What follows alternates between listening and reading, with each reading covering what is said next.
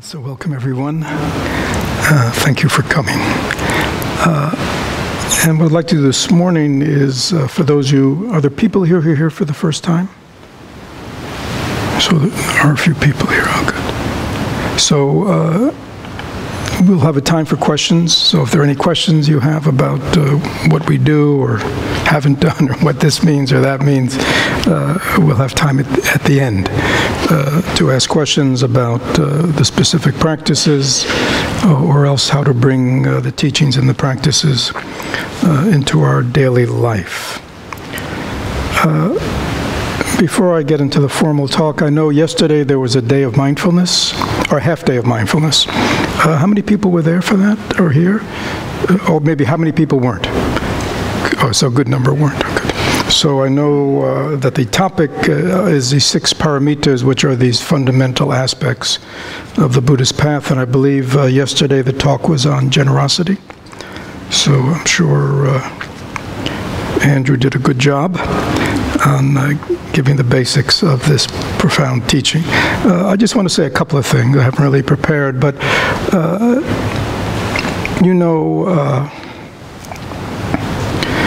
we are in this 6 months kind of practice of the practice of selflessness, learning how to live selflessly. And many of the talks and the themes and the intensives and the retreats all tie into this theme of how to live a selfless life, which obviously is opposed to how to live a selfish life, or a self-centered life, or an egocentric life, which is actually the teachings and the practices that most of us have cultivated for most of our life, knowingly or unknowingly. So we are trying to learn a different way. And I think generosity, giving, is a key practice of selfless living, because most of us do practice significant generosity throughout our life, but we are primarily generous to ourselves. If truth be told, we are very generous in making sure that we always have enough to eat and that we get the food we likes. I like that. We get the food that we like and enjoy.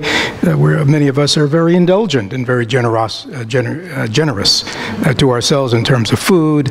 We're very generous to ourselves in terms of clothes and how we look and dressing up self the way we like to look.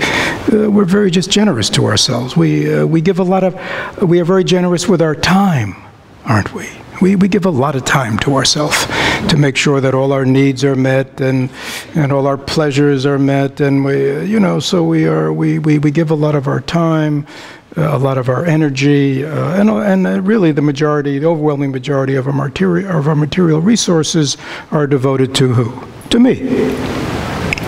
And that's the truth. And but we also maybe have come a little bit out of that total self-centered generosity, where there may be a few others that we're generous to. And usually they're people who we might consider family or something, because many of us, you see our family members as extensions of ourselves. But oftentimes our generosity is based on how they're treating us. So if we don't like what they're doing, the way they're treating us, we may find we have decided we're not going to be so generous to them. So again, most of us practice our generosity primarily for ourselves. And that's just the truth. So we know how to do it, don't we? When we are primarily concerned with somebody and care about their well-being and very identify with their well-being, their happiness, their state of life, again, we're talking about we are for ourselves, then we find very naturally and spontaneously we are very moved to take care of my needs, right? So we know how to be generous. The practice of non-self is moving out of that. is losing that overweening concern just for me, but by willing to establish this wondrous interconnection, oneness, non-separation, interconnection that we have with all beings. And as this narrowness of generosity begins to dissipate, we find that the practice of generosity, in a certain way, is even more meaningful when we learn to be generous to others. It's a strange thing. At this point, we get most of our kicks out of being generous when we're generous to ourselves. Right? We love to indulge ourselves and give ourselves all the good things that we know that we like, and take care of ourselves, in all ways. And we think, and oftentimes that gives us a certain kind of happiness. But I would suggest that there is, interestingly enough, that mathematically, focusing all one's generosity on one person, you get very limited rewards. But when you focus your generosity on 5, 10, 15, 20, 100, 200, 300, can you see how the reward is increased? It's a strange thing. It doesn't seem, for most people who are lost in self-centeredness, that doesn't seem right? Because we think true happiness comes from meeting all my needs and getting all my goals and objectives taken care of, and expressing my generosity that way. It's hard for us to believe that actually, as it's said in the mindfulness training, the second mindfulness training, which is the mindfulness training of generosity, it says, I will share my time, my material resources, my energy with those who are in need. Everybody is in need to one degree or another. So please understand that a generous heart, a giving heart, is a heart that has broken down the walls between self and other. And it is the expression. It is the expression of non-self in action. And just speaking very personally, I think generosity is something that we learn. And we learn it best by going to generous places where it hurts. Now, when I say it hurts, I don't mean physical hurt. There's a different kind of pain that we have around generosity, because the opposite of generosity is what? Hold on. Everybody know that one? Hold on. Hold on to my stuff. Hold on to my time. Hold on to my energy. Got to be very careful with it, right? Don't want to give away too much of it. Got to keep it very close. Because somehow we think that somehow the energy of generosity, the energy of giving, is somehow a very, I don't know, it's like there's a very limited amount. It's a very limited amount, and I got to be really careful with it. Can't give enough away, or I'll just be deflated or something. It's actually interesting because I would say that the energy of non-self, the energy of generosity, which is the energy of love, is probably the most powerful energy there is, and it has no. You cannot run out of it. Don't worry. So in the practice of generosity, personally speaking, I think it's one should be very experimental. Right? And please take note that it is to be generous with things that you're not attached to, is a funny kind of generosity. right? Because, I mean, when there's something that I really, if I have some object, something, right? And I really don't care about it that much, or I'm thinking of replacing it, or, all right, well, I'll donate it to so-and-so, right? Now, that in a certain way, that is generous. We can certainly say, because you're giving, but in truth, you're giving something that has no meaning or attachment to you. So it's kind of a, yeah, but to me, I don't think we get much credit for that. I mean, we all do that, but I'm saying I would, in the practice of generosity, I wouldn't give us high marks. We'd probably get a C on that one. You know, it's when I have something that I really like, right? That I'm really attached to, and that really gives me happiness. For me to say, you know, maybe others can really enjoy this. Maybe this can bring happiness to others. Why should it just be for me?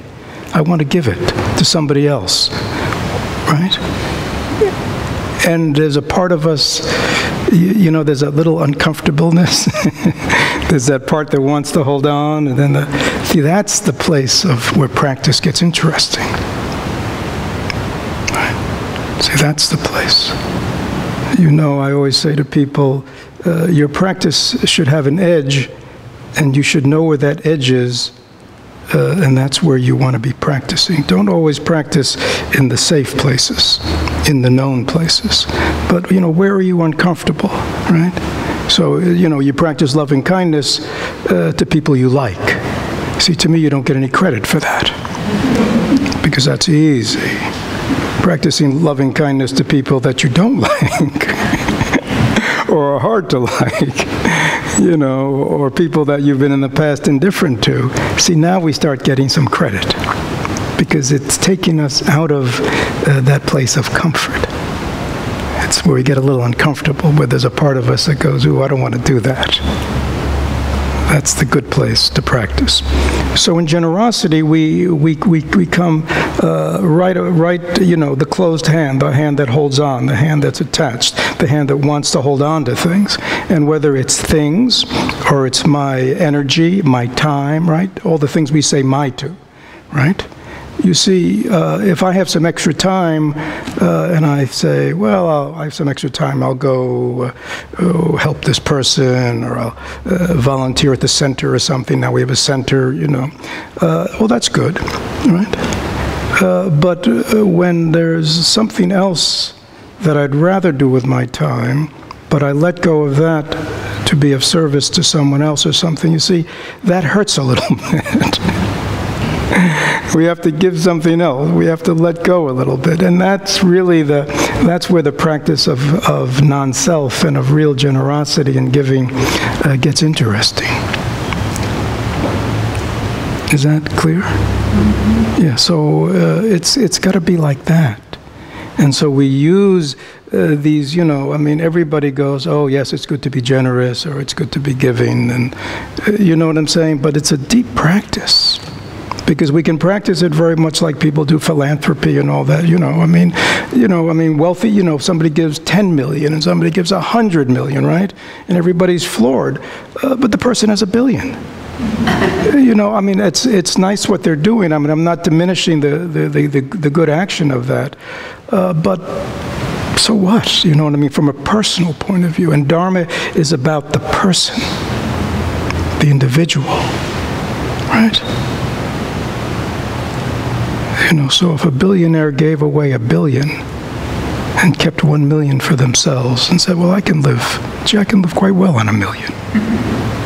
I'll give it all away. I'll do good with it. To me, that is something significant in that person. Right? So again, please see that the giving of one's time, giving of one's energy. You know, traditionally in Zen, in a more monastic situation, a training situation, there's often, you know, doing work of service is considered part of the training, because we need to learn to to work mindfully. But the interesting thing is, if you ever go to a Zen temple and you spend some time there, is, I mean, here you are giving your energy, right, and your time. But they move you around, you see. Like, you know, let's say you say, well, I'm a gardener, so I would love to, you know, donate my time to work in the garden, right? But then they move you to clean the toilets. And maybe you're somebody who doesn't like cleaning toilets, doesn't like cleaning up. So again, we want to be generous with our time, but only, and our energy, but only what?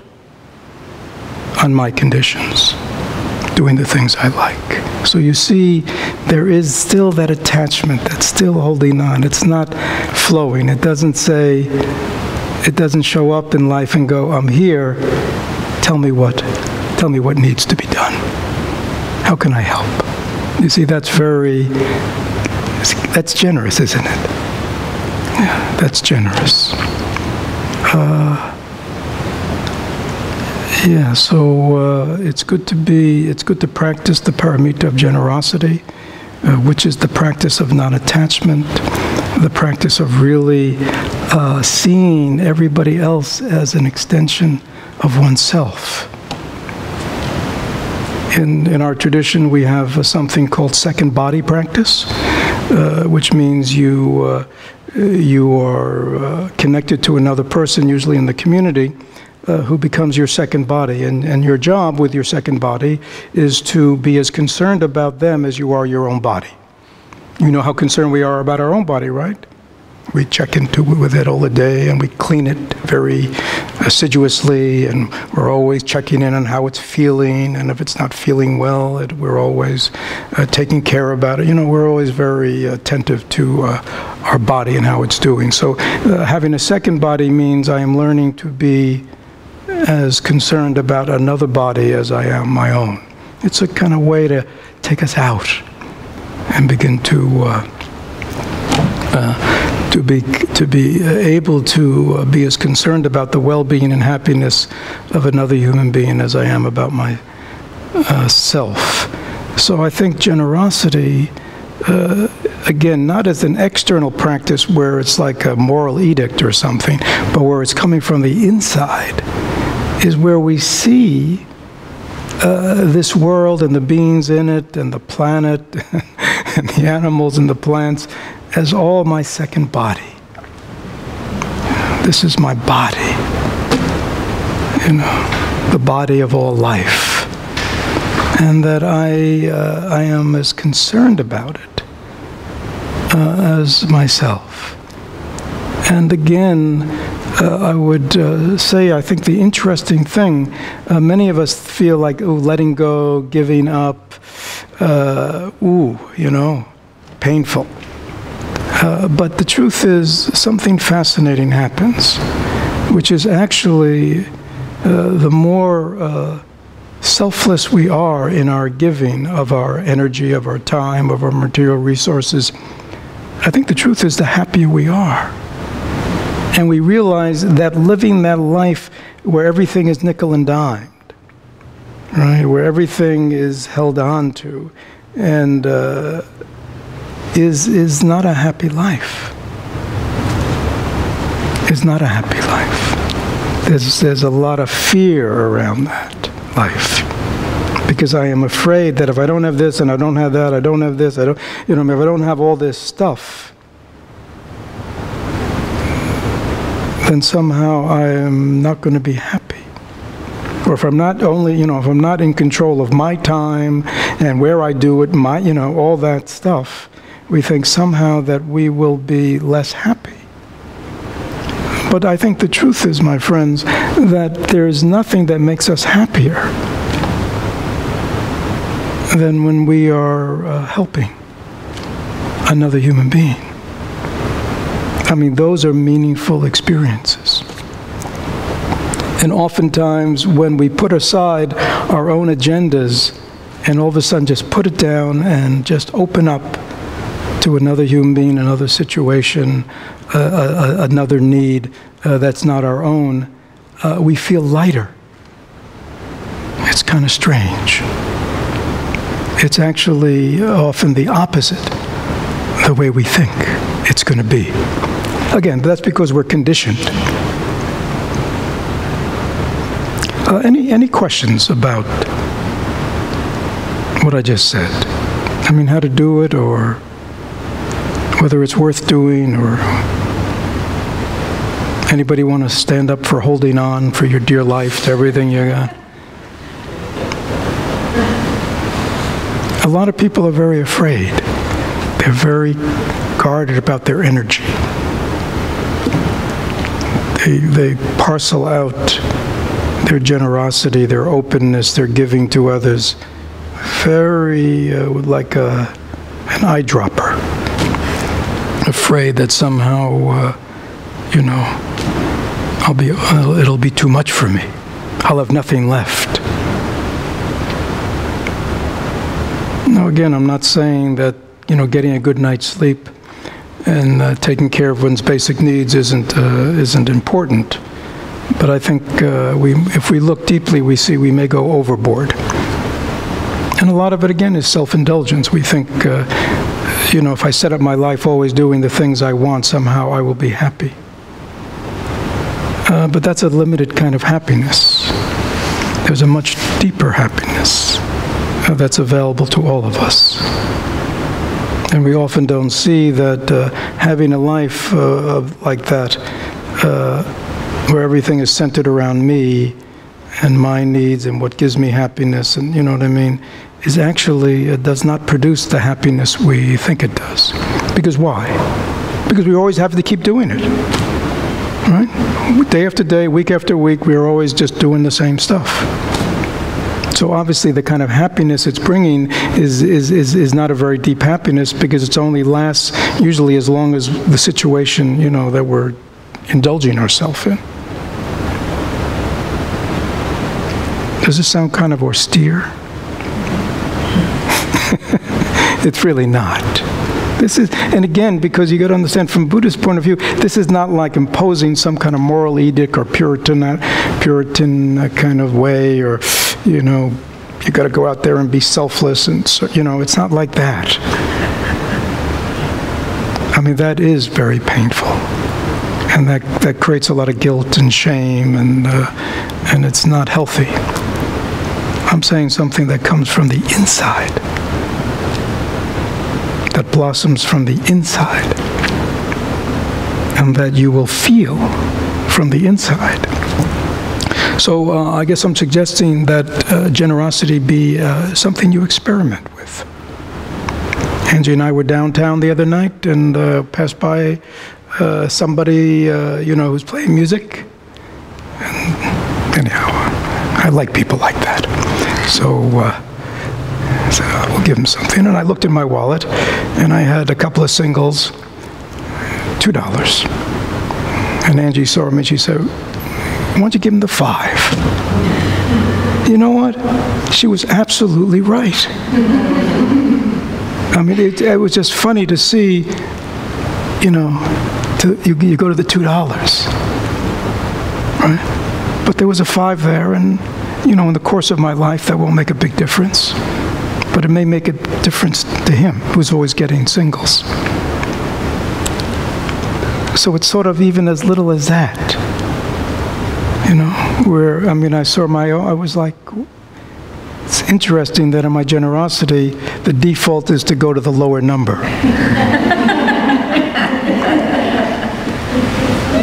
Right? It was just kind of, and there was just no reason for it.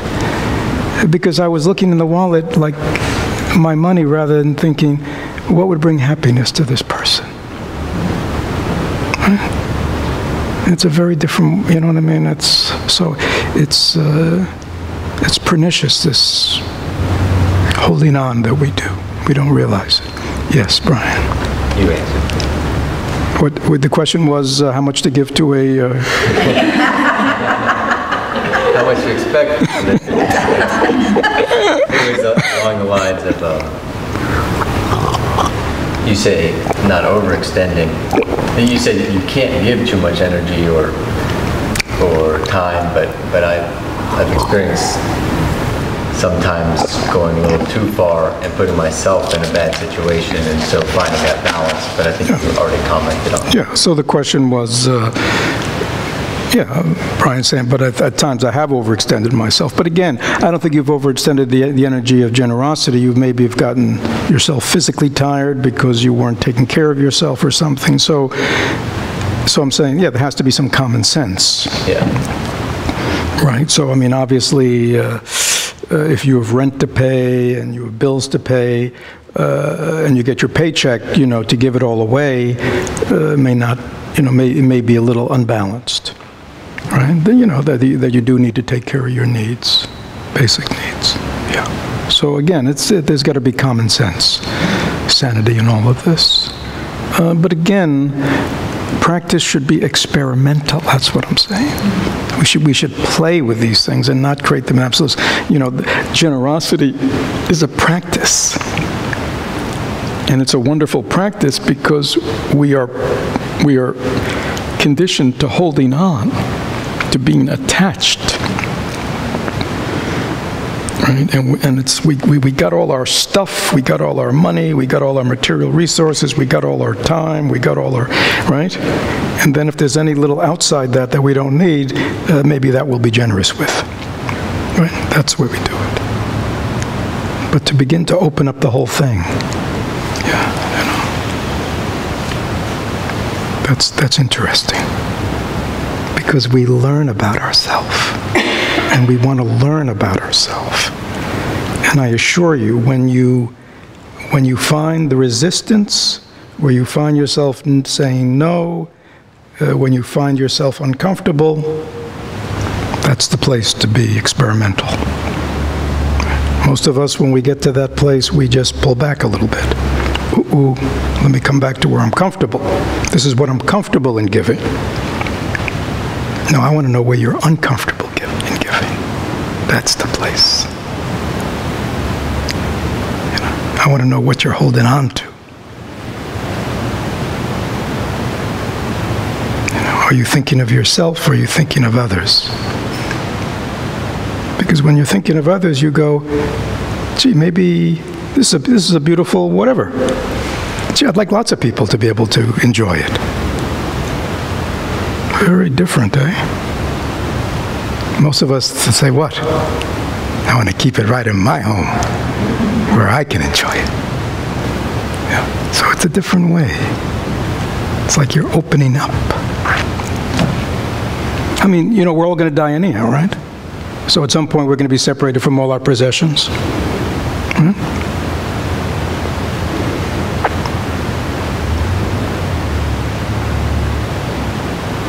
Yes. So it seems like the opposite of the generosity is the greed. Yeah, we could say that, yeah. The opposite, I'm just being trained up to speak for this. So the opposite of generosity is greed. We could say that. I know that greed is talked a lot about in Buddhism. Mm-hmm. I mean, is that, so is greed, it seems like greed is a seed in us, like all the other seeds. I mean, it's a very powerful seed that we have. And so through generosity, the opposite, do you think that slowly diminishes the greed in us? Or is that just part of, I mean, why is that? Why do we have this greed? Is it, I think about that. Is it right. That's going so we're successful or whatever? What is that? Yeah, so that's a big deal, big question, but maybe I'll address it a little bit. So MT says, what about greed? I mean, it seems like the opposite of this generous, giving, non-attached is greed, which is, I want it. I gotta have it. I must have it, right? Greed. And say, well, where's that coming from? So greed, which is grasping, thirsting, needing, wanting, must have, whether it's for things or people or an experience. I mean, one can be greedy about anything, right? And one can be grasping and attached. And so greed is a profound central experience of the world of self. Buddhism is basically a psychology that says that which appears to be solid and real oneself, it is upon a deep investigation, one can clearly see that the self is really not a thing, an entity, which is very liberating. But because we live in the world of self, and again, it's because we from at the very earliest time, what basically is a basic kind of just feeling of self-preservation. There is a sense in the body of there's something here to preserve, right? But it's a very basic kind of, it keeps you, when you're hungry, eating, and when you're threatened, it keeps you, it's a very primal kind of body, self-preservation thing. But because the body is connected to the mind, and the mind, and because very early on in our childhood, we're given lots of messages about, now, were you called MT from earliest age? No, you were called? Well, that was my nickname. Okay, so very early on, you were told you're MT, right? And that these toys are MT's toys, or MT is this. So right away we start getting language that begins to say, you're a unique, special thing, right? You're MT, and you also learn the language of I, and I want this, and I need that, and I don't like this, and this is my toy, you can't have it. You know what I mean? The self at a very rudimentary level, especially as it begins to develop thought, and begins to divide up the world, me versus you, my stuff versus your stuff, my needs, my wants, right? The little child comes into the world with, 2, 3 years old with lots of my's. It's called what? The terrible twos. See, somehow there was some wisdom back there. that developmentally what's going on, which is the individuation of the child moving from this extension of the parents and a very kind of open, spacious mind, as it begins to become more centered in a self, right? It begins to act out and say what? No. No. I don't want to do that. I want to do that. Right? And we call it the terrible twos. You see the wisdom. We understand there is something terrible going on here.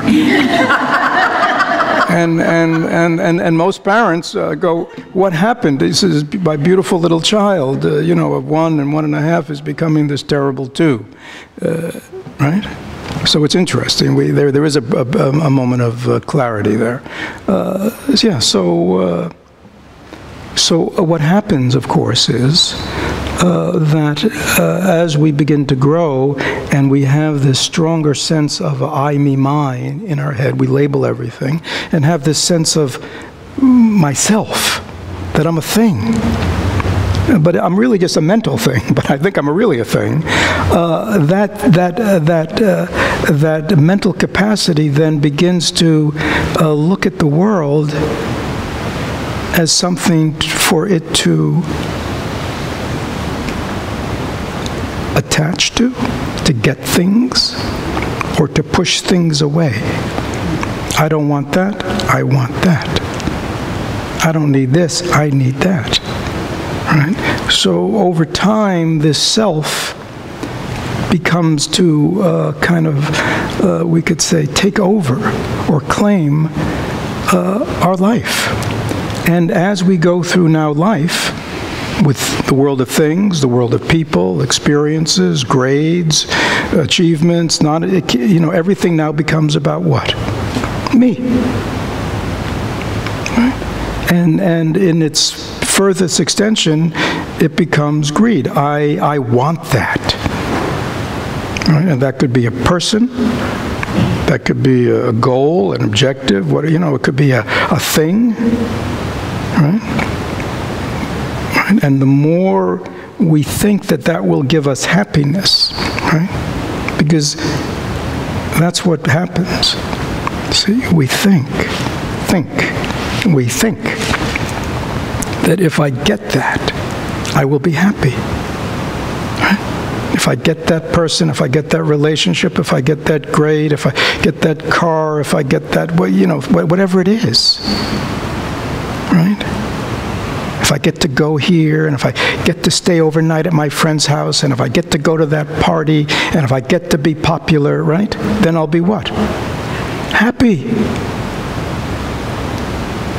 Right? So fueled by this insecurity, fueled by this wrong perception, the self enters the world of what's called attachment and aversion. And the expression of attachment is grasping. And grasping unleashed is greed.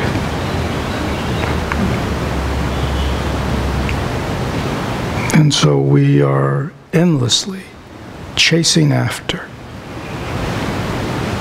experiences, things, money, you know, rising up next, you know, whatever it is, new house, new job, new relationship, new hairstyle, new clothes, you know, gotta have. As if somehow when I get it, then I will be what? What? All right. All right. Then I'll be happy. And the truth is what? I mean, in our moments of sanity, and we all have those moments of sanity, we know what? It doesn't work. It just doesn't work. How do I know it doesn't work? Because it's never enough. Right? Because the next day there'll be something else I'll need or want. It's endless. I mean, it doesn't take a genius to figure that out. We can all figure that out. Maybe that's why we're here. We've all figured that out. Right? That way of living does not produce happiness. It may get us things. Right? And we can look around our homes and our houses and see we have lots of things. And we can remember that when we got them, they made us happy. For how long? And that began to diminish, and then we had to go find something else to go after. So Buddhist psychology goes about it at a 180. It says this whole way of living life does not produce happiness, it produces suffering.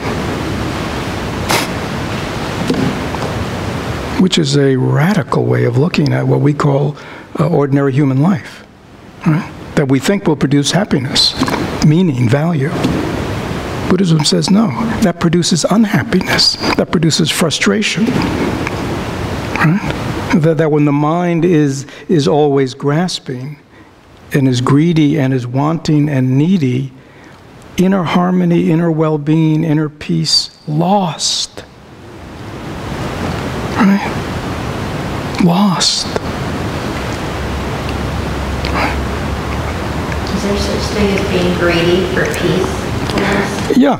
It is exactly right. Because she asks, is there something, can one be greedy? Yeah, one can be greedy for good stuff. We're clinging, we're desperate. And people can approach Buddhism, meditation, spirituality with that same kind of grasping mind. And it just becomes another source of misery. Right? Because one finds what? It's not, it doesn't change in a day. It's not like going out for ice cream. Right? You go out for ice cream, right? You spend a couple of dollars and what? You get an immediate what? Gratification. What?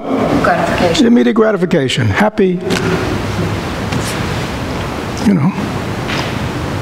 When we wanted the ice cream, felt like we needed the ice cream, must have ice cream, we were a little uncomfortable. There's a little bit of, things aren't right. But one knows what? When I have the ice cream, everything will be right. So there's a little anticipation there, right? And then we get the ice cream and it's like nirvana. See, but I'm not kidding. It's nirvana. Means what? Cessation of suffering, right? So we have nirvana for how long? 10 minutes. 10 minutes. 10 minutes. So it's 10 minutes of nirvana. Again, nirvana means a cessation of suffering. So we have 10 minutes of nirvana. Right? I mean, we get a new car and we may have nirvana for how long? A couple of days, or maybe a couple of weeks, maybe a couple of months. I mean, you know, so there's, but again, it is a cessation of suffering that is temporary and will always lead to a sense afterwards of something's missing, I'm feeling empty. I gotta go somewhere else. I gotta get something else. So again, as opposed to this way of living, the ego way of living, which always says happiness comes from getting, happiness comes from holding on and attaching, right? Buddhist psychology says, no, everything is fine already. You are just as you are, perfect. Everyone is inherently a Buddha. You might have heard that. And it's only our endless greed and striving and going after and unwillingness to cultivate our own capacity for inner peace, inner happiness, inner joy, inner stability, you know, all those things. You know, that's, you know, it's all right here. Because happiness is a quality of what? Of the mind. Right? Peacefulness is a quality of what? The mind. I mean, we all know that, right? If you feel happy, if you feel at peace, if you feel relaxed, if you feel open and spacious, these are all qualities of what? Your mind. You can't buy it. A thing can't give it to you. Is that clear? And when you understand these are qualities of a mind, oh, now I get it. If I want happiness, you know, peace, joy, you know, well-being, comfort, openness, spaciousness of mind, I need to what? Cultivate my mind. Right? Oh. Oh, I can save a lot of money through this. Right? I can save a lot of money, save a lot of work, right? I mean, you know, everybody's working very hard. 1 job, 2 jobs, 3 jobs, getting more and more, right? Now, again, I know there are basic needs that we all have, but many people work far beyond what their needs because they think that if they get more, they'll be happy. But it doesn't work that way, does it? No. So we understand that if there are qualities of mind, qualities of being, qualities of relationship, right? Like, I'd like to have good relationships. I'd like to have good friendships. I'd like to, you know, all that stuff. Well, those aren't, right? Those aren't things you got to pay for. Those are things we just do. But we need time for the meaningful things in life. The meaningful inner cultivation of the mind, the inner cultivation of the positive qualities in life, the meaning, you know, the meaningful, you know, I mean, what gives us happiness? I mean, now I'm talking about in terms of life. I mean, what gives us happiness? I mean, what are you happy doing? That's a question. Anybody want to just call out an answer? What makes you happy? What? Being of service. Being of service. So there. Doesn't cost you a dime. Anybody else find any other things in life that give them happiness? Engaging in good relationships. Being in good relationships. There you go. Being of service to other people, helping people, being in a good relationship with another human being. Anything else give you happiness? Enjoying nature. Enjoying nature, right, there you go. Creative. Being creative. Yeah. Spending time with friends. Spending time with friends, yeah. Yeah, really, relationship, goodness, yeah. Knowing you did well. No. Yeah, right. Whatever it is, feeling that you haven't held back, that you've really given of yourself. Yeah. Whatever it is, yeah, that feels good. Yeah. Yes. Yeah. But just if this is a question, just one second. I mean, are we clear? Are we clear? And if you're clear that happiness comes from all these very meaningful things, then please look at your life and notice how much time you spend devoting yourself to these things. Everybody says nature, right? And yet they never even notice the sky all day. They're too busy. Right? We're too busy, aren't we, to notice the sky, to notice trees and flowers and people, right? We're with people maybe a lot during the day, and yet do we really connect with them? Because people say, yeah, I'd like to have meaningful, good relations with people. Well, in all our contacts with human beings during the day, are we clear that that's what we're doing? Or do we think we're doing a transaction? Right. We're doing transactions. It's very different. No wonder we don't feel connected. No wonder we don't feel joy, because we're too busy. Our minds are too concerned about doing important things, right? And I'll give you another clue to the self. Whatever the self is doing is the most important thing in the world, right? Whatever you're doing is the most important thing. Everybody else get out of my way. Because what? Clear the road, right? Because where I got to go is the most important thing in the world. Right? Get everybody off the road. What are those people doing in my way? Slowing me down. Most important. I'm the most important person in the world, and what I got to do is the most important thing, right? My work, my job, my paperwork. Most important. Right? That's another clue to the self. It takes itself very seriously. That's a clue.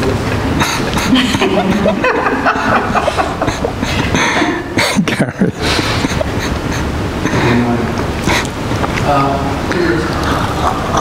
whole happy thing, I don't even get. What? The whole happy thing? I don't quite even get. You don't even get? This happy to me just seems so, comes and goes. Some years ago, I don't know what, I just read, and the author talked about the difference between happiness and gratification. And that really touched me. And for me, within myself, to experience the difference between happiness and gratification. Gratification, I'm always happy with what I'm doing, but I sure feel gratified. You're always happy what you're doing, but you don't always feel gratified? When I do something that makes me feel gratified. Yeah, how would you define the feeling of gratification? When you say I feel gratified as opposed to happy? It runs deeper. It seems more long-lasting. I can have effort to do it, either child rearing or some things on my job. I really apply myself, and it's always fun or happy. Yeah. And it was deeper, and it's always been helpful for me to make that distinction. I can't say how it's been helpful, but I just feel and experience a substantial difference within myself when I think about gratification. It didn't always feel great. It didn't always make me happy. Yeah, so that, I'm just repeating it. So that, that's an interesting point. And again, we have to be very careful with words. That's what you're saying. Yeah. So when Gary's talking about, he sees kind of happiness kind of on the level of fun, sort of superficial, and as opposed to, he's calling it something else, which he's calling gratification, which you can have in experiences the sense of what you're calling gratification, what you're saying may be involved in an experience that may not be happy or fun, but yet you feel it very meaningful. And I think again, we have to be very careful with words. So when Buddhism, in Buddhist psychology, talk about happiness, it's not happy, happy. It's not fun, fun, fun. It's not silly, silly, smile, smile. It's not that. Happiness is a deep sense of well-being. Yeah. So that's, yeah, so that's, yeah. I mean, when you meet masters, they're not happy, happy. They're not giggly. They're not giggly. They're very solid. They're peaceful. There's a sense of well-being and openness to them, which is so happiness. Yeah, happiness is not it's like a lot of English words, they're all translations. But in Buddhism, which comes from Asia, where the language is different, they're more like Sanskrit or where they're characters. There's more meaning wrapped up in each character than just a single word. So when we talk in Buddhism about happiness, you're really talking about this state of well-being, the state of an inner joy, which is a deeper thing. Now, I like the word gratification because, again, oftentimes gratification is more, in our language, often implies a kind of self-indulgence or something. Oh, that's sensually gratifying, like But I think when I just heard you say the word gratification, it reminded me of the word gratitude. And, I think Thich Nhat Hanh said once, if we are not grateful, we suffer. And I think, from a Dharma point of view, I think to be in life where everyone is, I think a sense of appreciation and a sense of gratitude is the true experience. Because, the self is never grateful, right? The self is always looking around to see what it's not getting, right? Or else, it could have been more. Right? Could have been more. There's always something lacking with the self. Right? So it's never really grateful. Grateful comes from something deeper. Right? I think grateful comes from the experience of non-self, where it's like when you expect nothing. How can I put it? When you expect nothing, you're grateful for everything. Right? The self expects how people are going to treat it, how it's going to be treated, how things are going to unfold for it. How are things going to unfold? Always the way it wants. Right? That's how the self wants. But when there's no agenda, right? Then you're grateful for everything. Right? You're grateful for the beautiful day. You're grateful for people in your life. You're grateful to be alive. Right? Because you understand nothing is known, and all expectations are false. Right? So I think to go through life with a deep sense of gratitude. Yeah. Even, as you said, even at times when things are difficult. You know that in this moment, you are grateful for the opportunity, right? To experience, to grow, to open, to let go. And that's wonderful to know that we have that opportunity, even in a difficult situation. And, if you're expecting every day to be beautiful, then you're not grateful. But if you have no expectations, then every day is a beautiful day. Right? If you're not expecting the world to treat you with reverence, then when the world treats you nice, you're grateful. When people are kind to you, you're grateful. When people are loving to you, you're grateful. When people want to help you, you're grateful.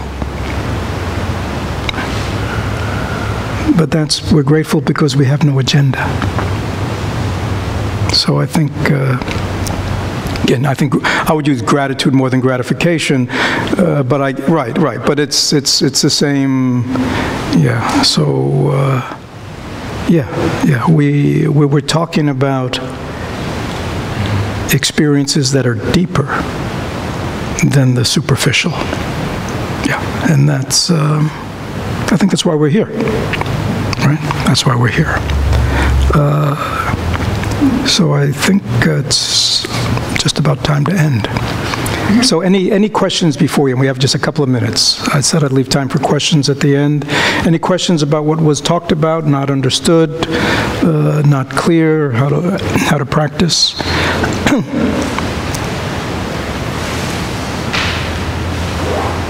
Maybe everybody's just hungry and wants to get on to lunch. So we'll stop here.